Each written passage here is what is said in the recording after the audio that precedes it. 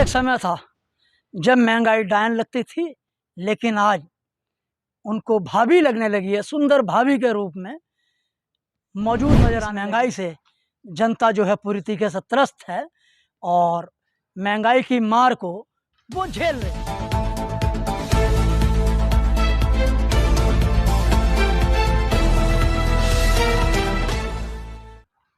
रोम जल रहा था, नोरो बंसरी बजा रहा था। अब ये बंसी बजाते बजाते एक महंगाई डायन जो है वो भी यहाँ पर आ गई है। अब महंगाई डायन का आना है और जनता के बीच महंगाई की मार है, और राजा हमारे देश का राजा जो है वो करोड़ों के जहाज में सफ़र कर रहा है। महंगाई जनता की कमर तोड़ चुकी है, लेकिन राजा की राजशाही पर कोई फ़र्क नहीं है। आज महंगाई का आलम जिस तरीके से है, अगर काश 2013 में हमारे प्रधानमंत्री श्री नरेंद्र मोदी जी होते तो उस समय पेट्रोल का रेट था 107 रुपये पर बैरल के हिसाब से, जिसका रेट होना चाहिए 188 रुपये, लेकिन पेट्रोल उस समय था 73-74 रुपये। अर्थव्यवस्था को मनमोहन सिंह सरकार ने संभाल रखा था, लेकिन आज पेट्रोल का अंतर्राष्ट्रीय बाजार में जो कीमत है उसके बावजूद अब हम 115-120 रुपये पे पहुंच चुके हैं। और वही डीजल का हाल है, और पेट्रोल डीजल अगर बढ़ता है तो महंगाई तो बढ़ेगी बढ़ेगी। अब बात करते हैं कुछ इतिहास के पन्नों की, कि प्रधानमंत्री नरेंद्र मोदी जी ने हमको आश्वस्त किया था, एक राजनीतिक परिदृश्य दिखाया था। वो राजनीतिक परिदृश्य ये था कि अच्छे दिन होंगे, महंगाई कम होगी, गैस सस्ती मिलेगी, आम आदमी को अच्छी शिक्षा, अच्छा स्वास्थ्य मिलेगा। लेकिन मिला क्या? हाँ, राजनीति में एक परिवर्तन जरूर आया है। वो परिवर्तन किस बात का है कि जब पहले महंगाई होती थी तो लोग सड़कों पर होते थे और विरोध करते थे, लेकिन आज ऐसा नहीं है। राजनीति को अपने ढंग में रंगा गया है, ढाला गया है, और महंगाई के समर्थक पैदा कर दिए गए हैं। आज उनसे महंगाई के ऊपर बात होती है तो महंगाई समर्थक बात करते हैं कि देश में विकास हो रहा है, देश आगे बढ़ रहा है, सीमा सुरक्षित हो रही हैं, कोरोना का इंजेक्शन फ्री में लग रहा है। भारत में कई करोड़ लोग ऐसे हैं जिन्होंने पैसे देकर इंजेक्शन लगवाया है प्राइवेट अस्पतालों में। उनकी कोई गिनती सार्वजनिक नहीं की गई है। विश्व के हर देश में कोरोना का इंजेक्शन फ्री ही लगा है, भारत में कोई नया नहीं है। इससे पहले पूर्व की सरकारें थी, देश आज़ादी के बाद से जब कोई भी टीकाकरण होता था, चाहे वो पोलियो का अभियान हो, ड्रॉप अभियान हो, या टीबी का टीकाकरण हो, सब के टीके फ्री ही लगते आए हैं। उन पर कभी धन्यवाद के पोस्टर नहीं लगे हैं, और लेकिन वो फ्री ही लगते थे और लगते हैं, आज भी फ्री लगते हैं। उनका अलग बजट होता है।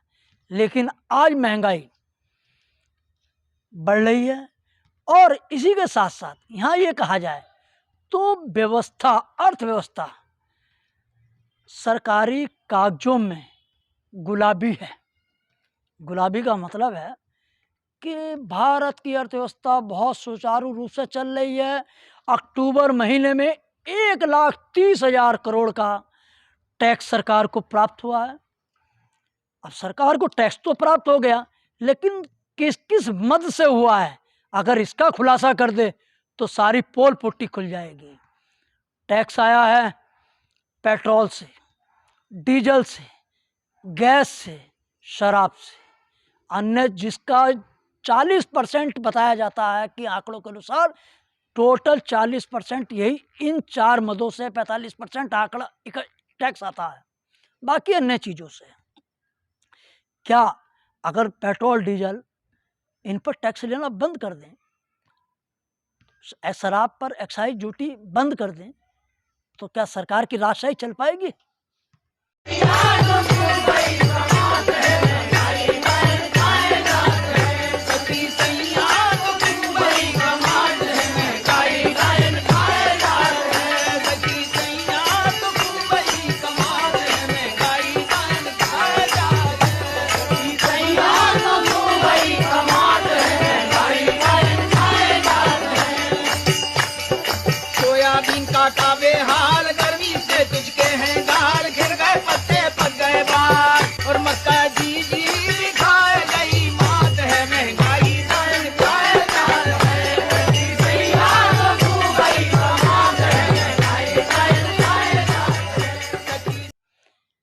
आज हमारे यहाँ कॉमर्शियल गैस का सिलेंडर 2000 रुपये का है।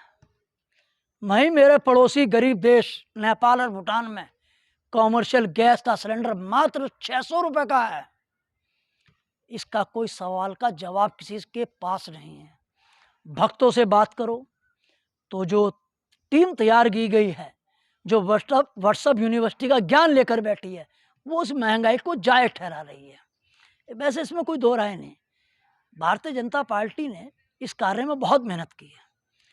भक्त तर्क देते हैं कि विकास विकास विकास विकास कब पैदा हुआ, अब तक कितना बड़ा हो गया, इसको देखने के लिए जनता तरस रही है।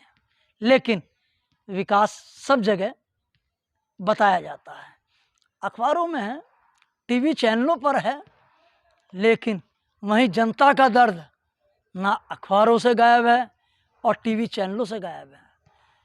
गोदी मीडिया इसीलिए उनको नामकरण किया गया है।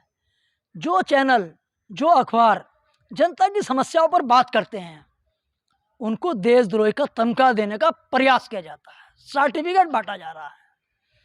काश अभी हमारे यहाँ दीपावली का पर्व चल रहा था। इस पर्व पर धनतेरस के दिन बाजारों में खूब भीड़ थी।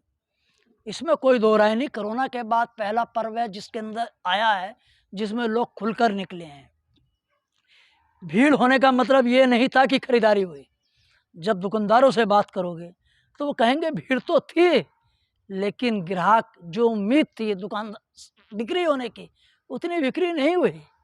हाँ, लोगों ने त्यौहार मनाना है तो कुछ ना कुछ तो थोड़ा बहुत तो खर्च करेंगे ही, लेकिन दीपावली पर जिस तरीके से लोग खर्च करते थे वो खर्च इस बार नहीं है। हाँ, फिर वही बात कहूँगा कि भारत सरकार के आंकड़ों में दीपावली का पर्व भी गुलाबी है, रंगीला है, लेकिन सच्चाई ये है कि वो बिल्कुल उलट है। ना तो कहीं रंग गुलाबी है ना उलट है, वो केवल कागजों में है। और सच्चाई यह है कि आज आम आदमी इस महंगाई जैसी डायन, जो जिसको हम डायन कहते थे, जिसको आज लोगों ने, समर्थकों ने भाभी का रूप बना दिया है और चुप्पी साध कर बैठ गए हैं। जो महंगाई की बात करने से अब लोग डरने लगे हैं, क्योंकि ये जो भाभी बताने वाले लोग हैं ये उनको चिपट जाते हैं, अपने तर्क वितर्क कुतर्क से गुमराह करते हैं। उन तर्क कुतर्क से अब काम नहीं चलने वाला है। महंगाई डायन थी, डायन है और डायन रहेगी। यहीं पर याद दिला दिया जाए कि प्याज की कीमतें बढ़ी थी तो सरकार बदल गई थी। आज उपचुनाव हुए हैं हरियाणा में, 4 सीटें, 3 विधानसभा की और 1 लोकसभा की। भारतीय जनता पार्टी की सरकार केंद्र में कैबिनेट का मंत्री प्रचार करता है, उसके बावजूद विपक्ष छीन लेता है, कांग्रेस के प्रत्याशी जीत जाते हैं। बताया जाता है अडानी ने पिछली बार जो सेब का रेट था, चूँकि सेब का किसान है वहाँ, आज 16-17 रुपये खरीदा। 16-17 रुपये किसान पर, सेब के किसान पर जो मार पड़ी है, उसका परिणाम हिमाचल के चुनाव पर नजर आया है। और महंगाई की मार निश्चित रूप से आम जनता पर है। और उपचुनाव ये संकेत हैं अगले 5 राज्यों में होने वाले चुनाव में अगर केंद्र सरकार ने इस महंगाई पर काबू नहीं पाया तो उसका परिणाम बहुत ही गंभीर होगा।